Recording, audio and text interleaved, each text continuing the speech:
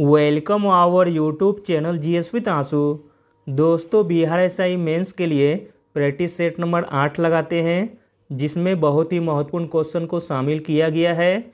जो लोग BPSC PT, CDPO या बिहार सीजीएल की तैयारी कर रहे हैं तो वो लोग भी सेट को जरूर लगाएं। चलिए दोस्तों, शुरू करते हैं। पहला प्रश्न है, निम्न में से किसे पशु स्टार्च के रूप में जाना जाता है? तो दोस्तों, पशु स्टार्च के रूप में जाना जाता है ग्लाइकोजन को। ग्लाइकोजन जंतुओं की कोशिकाओं में ग्लूकोज के संग्रहण का मुख्य स्रोत है। पौधों में पाए जाने वाला स्टार्च के समान होने के कारण इसे जीव स्टार्च भी कहते हैं। अगला प्रश्न देखते हैं दोस्तों। मंगल की परिक्रमा कक्षा में जाने वाला प्रथम एशियाई देश का नाम बताइए।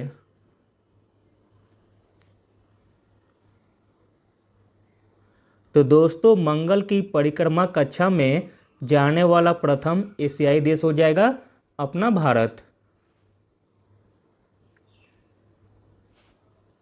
भारत मंगल ग्रह की कक्षा में पहुंचने वाला एशिया का प्रथम देश एवं अपने पहले ही प्रयास में मंगल ग्रह की कक्षा में पहुंचने वाला विश्व का प्रथम देश भी है।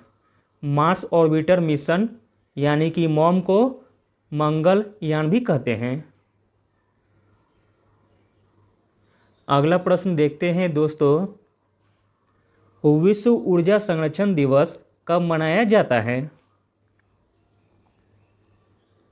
तो दोस्तों, विश्व ऊर्जा संरक्षण दिवस मनाया जाता है 14 दिसंबर को।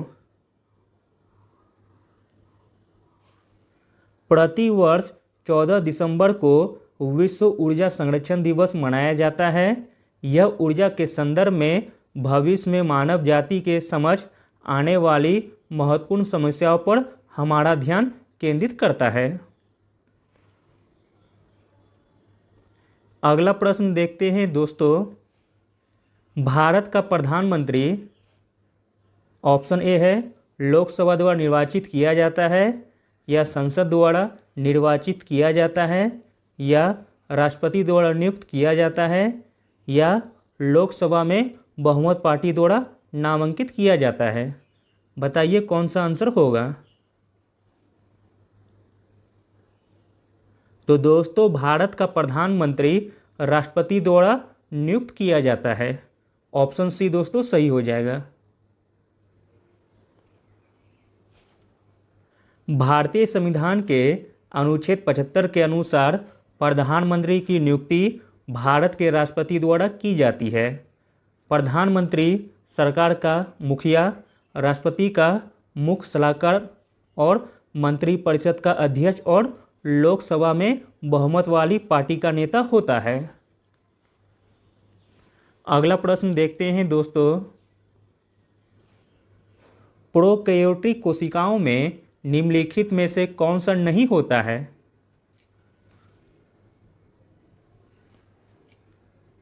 तो दोस्तों, प्रोकैरियोटिक कोशिकाओं में नहीं होता है नाभिक, जबकि राइबोसोम, कोशिका झिल्ली तथा डीएनए, यह तीनों दोस्तों प्रोकैरियोटिक कोशिकाओं में पाया जाता है।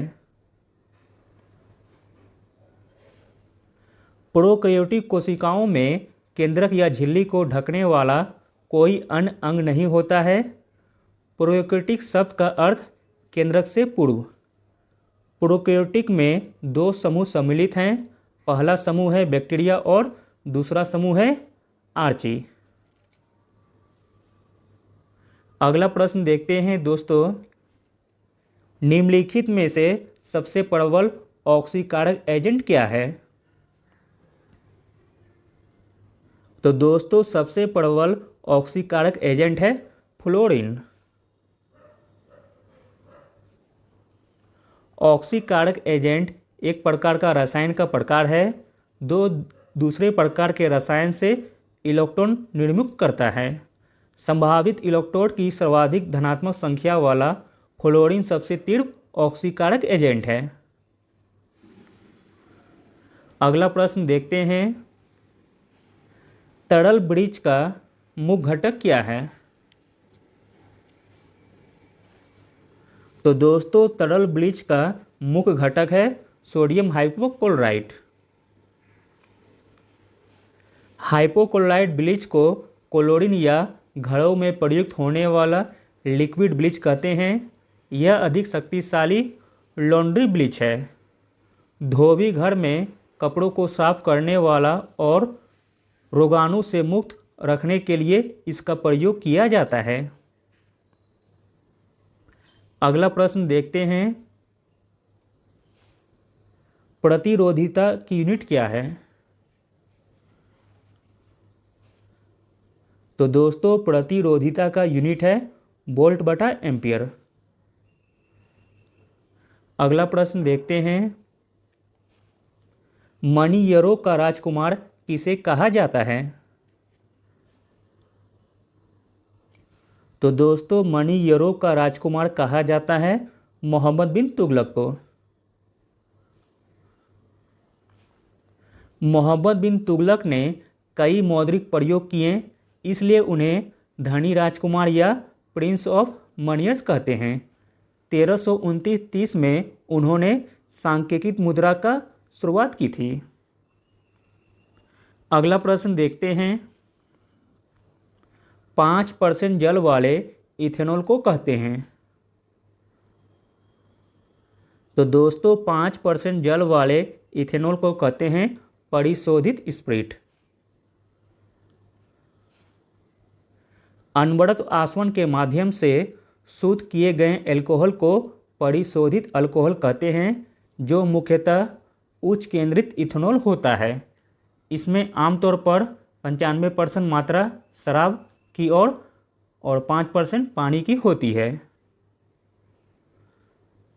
अगला प्रश्न देखते हैं दोस्तों, मौखिक गर्भ निरोधक के रूप में प्रयुक्त हार्मोन कौन सा है? तो दोस्तों मौखिक गर्भ निरोधक के रूप में प्रयुक्त हार्मोन है प्रोजेस्टेरोन। महिलाओं में प्रोजेस्टेरोन नामक हार्मोन को गर्भ निरोधक के रूप में इस्तेमाल किया जाता है। गर्भ निरोधक गोलियां महिलाओं के लिए रोज खाने वाली गोलियां हैं, जिनमें एस्ट्रोजन और प्रोजेस्टेरोन दोनों हार्मोन होते हैं। इन गोलियों के सेवन करने से महिला गर्भ से बची रहती है। अगला प्रश्न देखते हैं दोस्तों, कौन सा स्मारक पत्थरों का स्वप्न के रूप में जाना जाता है? तो दोस्तों वह स्मारक का नाम है पंचमहल। पंचमहल स्मारक पत्थरों का स्वप्न के रूप में जाना जाता है। पंचमहल फतेहपुर सीकरी में सर्वाधिक प्रसिद्ध स्मारकों में से एक है। इसे ड्रीम इन स्टोन रूप में जाना जाता है। इसका निर्माण अकबर द्वारा मुगल महिलाओं और हरम की महिलाओं के लिए कराया गया था। अकबर के पोते शाहजहां ने ड्रीम इन मार्बल यानी कि ताजमहल का निर्माण कराया था।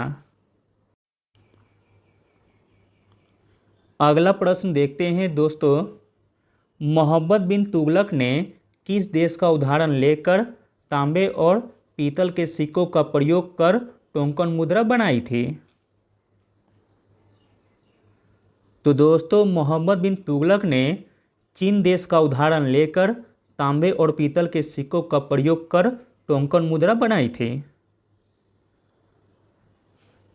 मोहम्मद बिन तुगलक ने चीन के शासक कुबलई खान और फारस के शासक गजन खां से प्रेरित होकर सांकेतिक मुद्रा की शुरुआत की थी। अगला प्रश्न देखते हैं दोस्तों, भारत में सबसे योजनाबद्ध बसा शहर कौन सा है? तो दोस्तों भारत में सबसे योजनाबद्ध बसा शहर है चंडीगढ़। चंडीगढ़ 1947 में भारत के स्वतंत्र होने के बाद निर्मित प्रथम सुनियोजित शहर था। इस शहर को अंतर्राष्ट्रीय स्तर पर इसकी वास्तुकला और शहरी डिजाइन के लिए जाना जाता है। अगला और अंतिम प्रश्न देखते हैं दोस्तों, निम्न में से कौन सा अनुच्छेद 26 नवंबर 1949 को अस्तित्व में लाया गया था, जिस दिन भारतीय संविधान को स्वीकार किया गया था? वह कौन सा अनुच्छेद है, बताना है। तो दोस्तों वह अनुच्छेद है अनुच्छेद 388। अनुच्छेद 388 26 नवंबर 1949 को अस्तित्व में लाया गया था, जिस दिन भारतीय संविधान को स्वीकार किया गया था। 26 नवंबर 1949 को तत्काल प्रभाव से लागू होने वाले अनुच्छेदों में अनुच्छेद 5, 6, 8, 9, 60, 324, 366, 372, 388, 391, 392 और 393 शामिल है। अनुच्छेद 388 प्रांतीय स्तर पर राज्य के विधानमंडलों और संसद में अस्थायी आकस्मिक रिक्तियों को भरने से संबंधित है। संविधान के शेष उपबंध 26 जनवरी 1950 को लागू हुए। इसी दिन संविधान लागू हुआ था। Thank you.